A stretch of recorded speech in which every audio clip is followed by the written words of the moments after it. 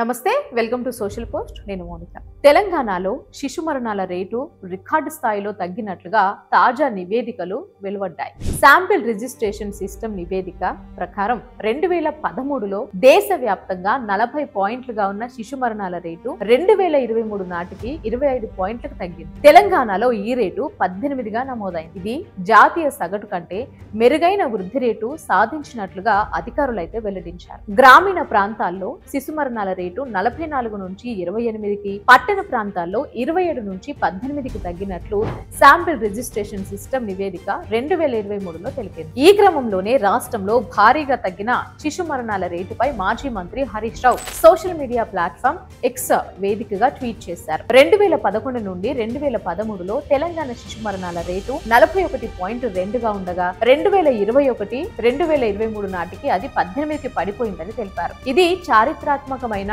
52% తగ్గుదలను సూచిస్తుందని అన్నారు. ఇది మాయాజాలం కాదని, కేవలం కేసీఆర్ దూరదృష్టి మాత్రమేనని పేర్కొన్నారు. కేసీఆర్ కిట్లు, న్యూట్రిషన్ కిట్లు, అమ్మఒడి వాహనాలు, తల్లి బిడ్డ సంక్షేమ చర్యలు వేలాది ప్రాణాలను కాపాడాయని గుర్తు చేశారు. కాంగ్రెస్ ఖాళీ వాగ్దానాలతో ప్రజలను మోసం చేసినప్పటికీ కేసీఆర్ దేశం గర్వించేలా ఉత్తమ ఫలితాలను అందించారని, ఇదే నిజమైన తెలంగాణ మోడల్ అని హరీష్ రావు ట్వీట్ చేశారు.